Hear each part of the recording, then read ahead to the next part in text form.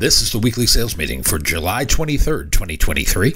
My name is Chris Fleming. You can reach me at chris@cdmediaconsulting.com or go to our website at cdmediaconsulting.com. Today's topic is who gets the credit for the last mile.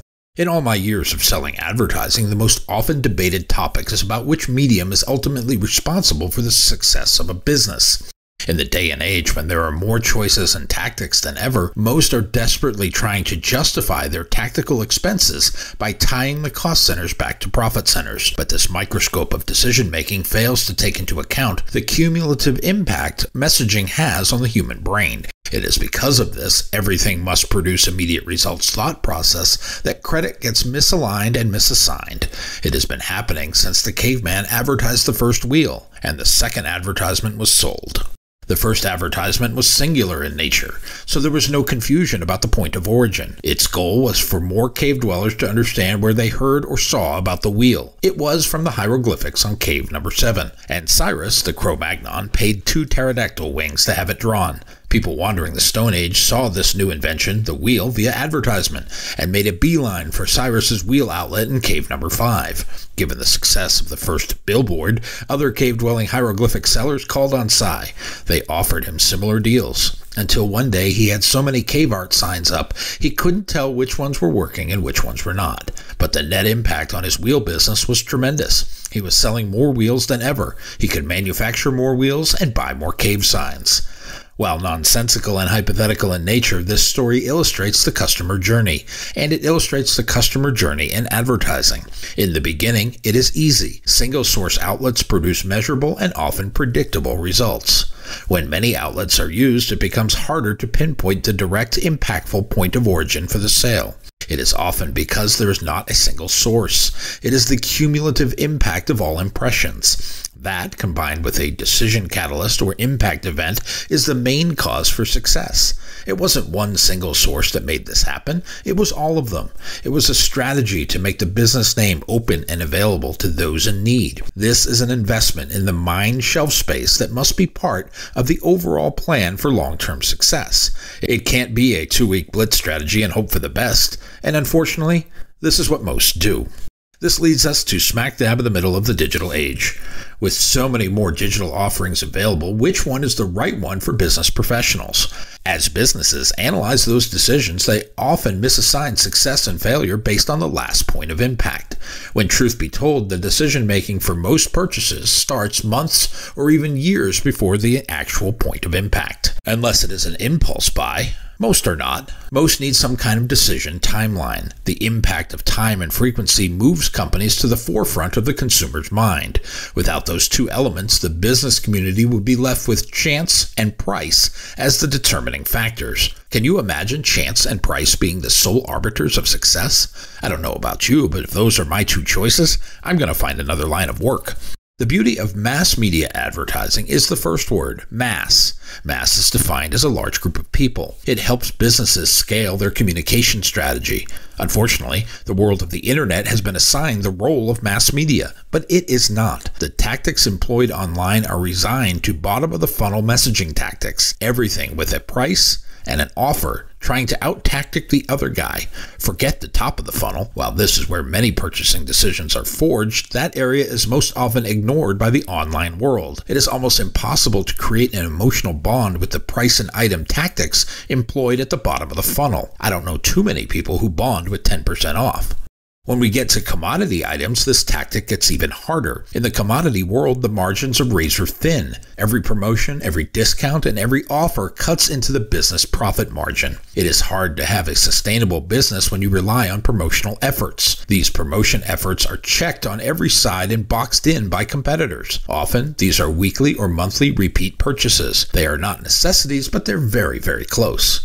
Any move in any direction that is not fixed could cause a loss of market share. Take fast food. This is an area where the choices are multiplying. How many hamburger joints do you have in your marketplace? And what is the point of differentiation between them, if any? It could come down to chance, price, or what side of the street they happen to be on at the time of need. Think about what I like to call grudge purchases. Something people are forced to buy but don't want to. Auto insurance, gasoline, or groceries all fall into this category. You would prefer not to spend money on them, but you kind of have to. How do these products create their own point of differentiation? Bottom of the funnel tactics often don't work here as much as the businesses would like to think so. Would the grocery store still sell groceries without the Wednesday FSI stuffed into my mailbox? I would venture to guess yes, because that is one of those grudge purchases. Everyone has to eat. Yet the grocery store category assigns last mile credit to the Wednesday FSI. It is one of the reasons why they will not give this platform up, even though my mailroom is littered with these unread circulars every week. The other obvious reason is these are paid for by the food manufacturers and distributors. But is that the reason grocery stores have had record years over the last 3? Was it because of the Wednesday advertisement in my mailbox? Or was it the sheer fact that we all have to eat and we go to the place where we are most comfortable to do our shopping? At least one that makes us feel that way. The last mile misassignment gives the FSI an unfair, undeserved credit for not doing a whole lot. Yet the entire industry is petrified to not be there each week because the competitor is. These promotional sales have little to do with growing market share. It has more to do with the top of the funnel activity than the bottom. If you look at your market, I will venture to guess that the stores doing the best have full mass media campaigns. They enjoy name recognition, trust, and customer service as competitive advantages, while the ones who struggle have no top of the funnel activity. They rely on the weekly specials to drive traffic, which is spotty at best. Last mile credit gets misassigned based on purchaser preference. If a business owner likes a particular medium, program, show, or social platform, it will get a disproportionate assignment of success. This choice-supportive bias will always be tilted toward the buyer's favorite. It is like parents who have a favorite child, or bosses that have a favorite employee. One can always do no wrong, while the other can do no right.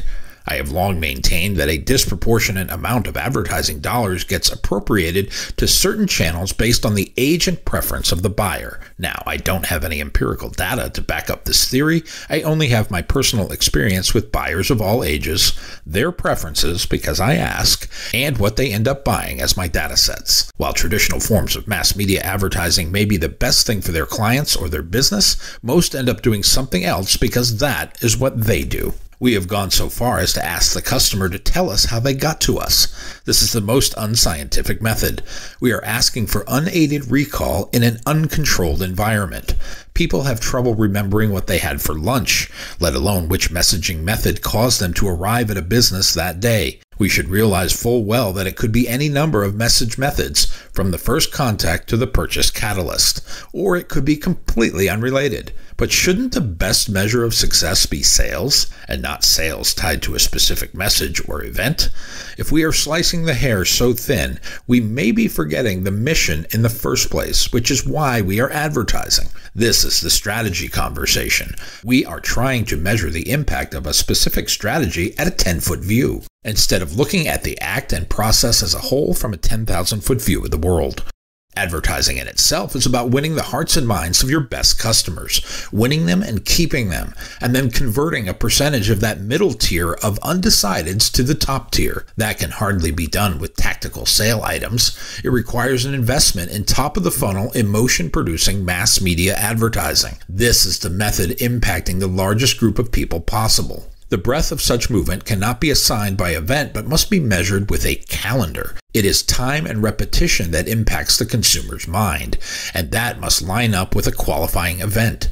The consumer has to have a need before item-specific advertisements will impact their life. Yet brand messages about feeling and emotion can make deposits into the equity bank at any time, regardless of need.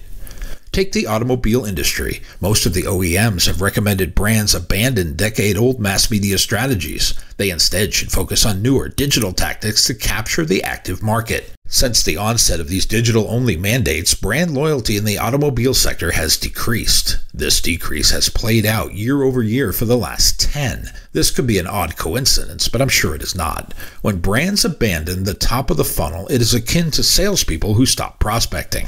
If we do that long enough, we wind up with no one to call on. And then price and chance become the only points of differentiation. Companies have to realize abandoning the brand build process commoditizes their own product. It reduces them to only a negotiation and cuts margins to the bone. This plan will send us down the road to extinction. Promotional sales tactics employed online often look like lead generation. They are aided by persuasive messages that impact only those with a triggering event. Meanwhile, brand building activity, which is centered on mass media, works on tapping into the emotional side of sales, thus creating internal feelings and memories. These can have long-lasting impact beyond the current quarter. This investment in the future will make brands more impactful and long-lasting. It will increase brand trust and brand choice. It can reverse the trend taking place when brands only try to mine the bottom of the sales funnel. As you know, that funnel will run dry when there is nothing going in the top. Top of the funnel activity is akin to sales prospecting. Understanding the conversion rate for those who enter would be a better strategy. When we assign last mile credit to the wrong efforts, we will make the mistake of not filling the top of the business funnel. The internet is full of tools, but that is all they are, tools. They are not a substitute for basic human relations.